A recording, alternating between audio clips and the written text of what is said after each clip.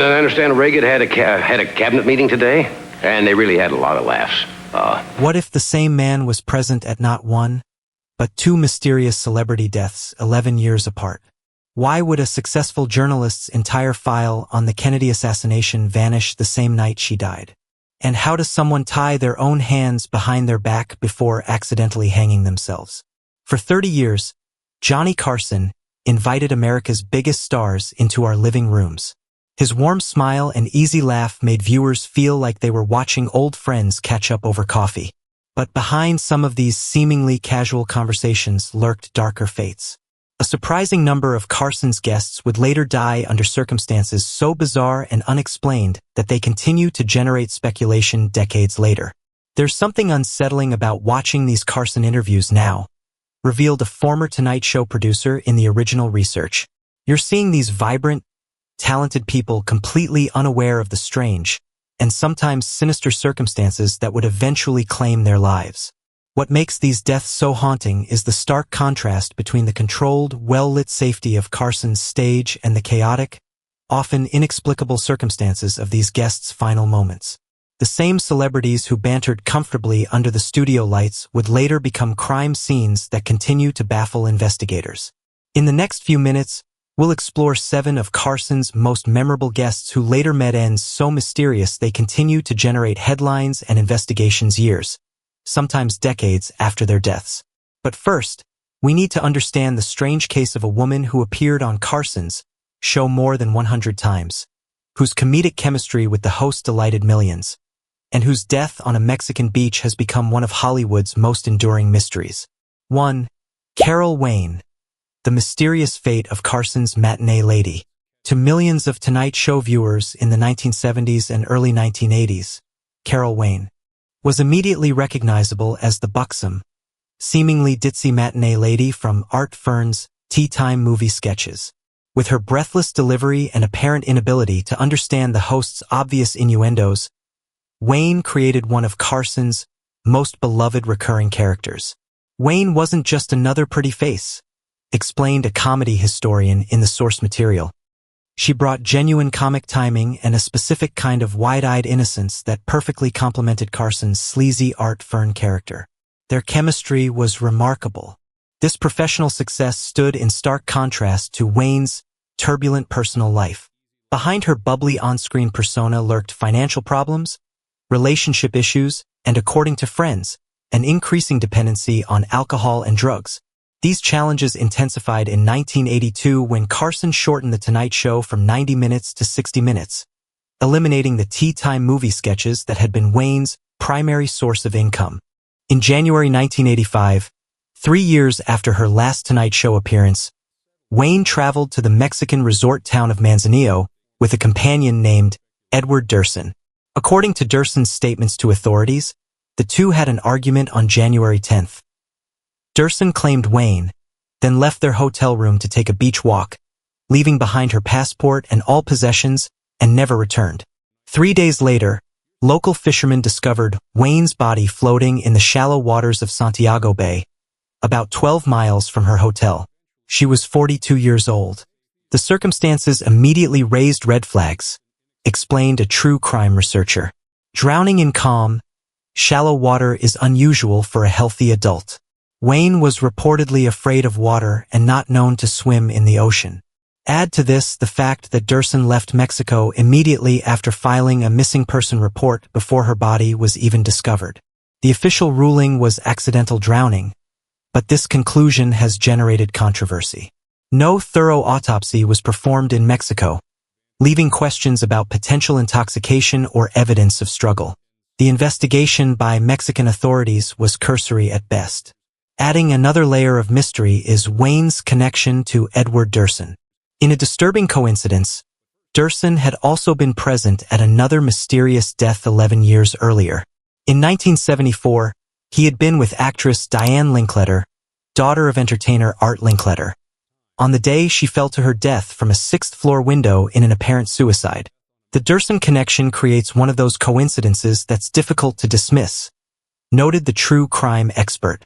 The statistical improbability of one individual being present for 2 unusual deaths of entertainment figures has kept suspicion alive for decades. What makes Wayne's death particularly poignant is how thoroughly it contrasted with the vivacious character she portrayed on Carson's show. The woman who had brought laughter to millions with her exaggerated naivete met an end shrouded in circumstances so murky that the truth may never be known. 2. Bob Crane, Hogan's hidden life. When Bob Crane sat across from Johnny Carson in the 1960s and early 1970s, viewers saw a charming, quick-witted star at the height of his fame as the lead in the improbably successful World War II comedy Hogan's Heroes. Crane projected an all-American wholesomeness combined with just enough roguish charm to make his character's clever scheming against Nazi captors believable. Crane was television's perfect leading man for that era, explained a television historian. He had a remarkable ability to appear simultaneously wholesome and slightly mischievous, trustworthy enough that middle America embraced him, but with just enough of an edge to seem modern and relevant. What neither Carson nor his audience could have suspected was that behind this carefully maintained public image lurked a private life so at odds with Crane's clean-cut reputation that its eventual exposure would shock even Hollywood's jaded observers. When Crane was found brutally murdered in a Scottsdale, Arizona apartment on June 29, 1978, the subsequent investigation would reveal a hidden life so sensational it would forever overshadow his professional accomplishments. The Crane investigation unveiled a side of the actor that was completely unknown to the public, noted a crime journalist. Investigators discovered hundreds of photographs and videos documenting Crane's obsessive sexual activities, material showing him with countless women in explicitly compromising positions. Central to both Crane's secret life and the murder investigation was his friendship with John Henry Carpenter, a regional sales manager for Sony, who had introduced Crane to early video technology. The two men had reportedly used this technology to record Crane's sexual encounters, creating an extensive library of homemade pornography. On the night of June 28, 1978, Crane performed in a dinner theater production in Phoenix. The next day, he was found bludgeoned to death in his apartment. The murder weapon, never recovered, was believed to be a camera tripod, a grimly appropriate tool given Crane's obsession with photographing his sexual activities. Despite considerable circumstantial evidence pointing to Carpenter, including blood in his rental car matching Crane's rare blood type, the case against him was hampered by primitive forensic technology and a deeply flawed investigation.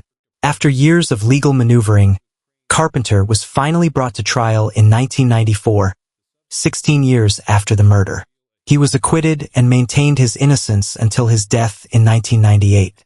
What makes Crane's case particularly unsettling is how completely his death rewrote his legacy. No.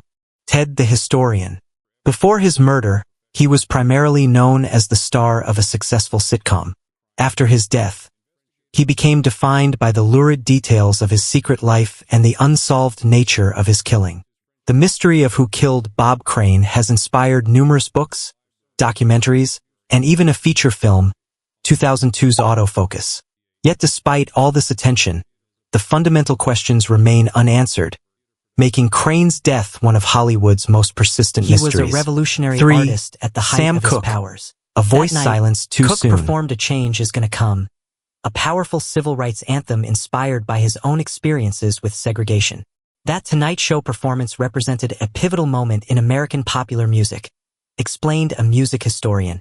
Cook was transitioning from his earlier, more commercial sound to music with deeper social consciousness. The fact that this historic television moment is lost forever, NBC taped over the episode, adds another layer of tragedy to Cook's story. Just 10 months after this Carson appearance, on December 11, 1964, Cook's life ended under circumstances so bizarre and contradictory that they continue to generate debate decades later. The official version, that Cook was justifiably shot by a motel manager after he attacked her, has been questioned by family members, music historians, and civil rights scholars who point to numerous inconsistencies. According to the official account, Cook checked into the Hacienda Motel with a woman named Elisa Boyer, who then claimed she fled when Cook became aggressive. Cook, supposedly thinking Boyer had stolen his clothes, allegedly burst into the manager's office wearing only a jacket and shoes, physically attacked the manager, Bertha Franklin, and was shot in self-defense. The investigation into Cook's death was remarkably brief, observed the crime researcher. The inquest lasted just 30 minutes, with the shooting ruled a justifiable homicide based primarily on Franklin and Boyer's testimony. No significant forensic evidence was presented, and numerous inconsistencies went unexplored. Perhaps the most troubling aspect was the investigation's failure to resolve basic contradictions in the physical evidence. Cook's body showed signs of a severe beating beyond what would have occurred in the brief struggle described by Franklin. Boyer, whose testimony was crucial, was arrested for prostitution just days after the shooting, raising questions about her credibility. Adding another layer of suspicion is the broader context of Cook's career. He had recently founded his own record label and publishing company, giving him unprecedented control at a time when black artists were routinely exploited. He had also become increasingly outspoken about civil rights, challenging segregation at performance venues. When you examine Cook's death in the broader context of the 1960s, the hasty closure of the case becomes even more troubling, concluded the music historian. He was becoming not just a successful entertainer, but a potential agent of significant social and economic change.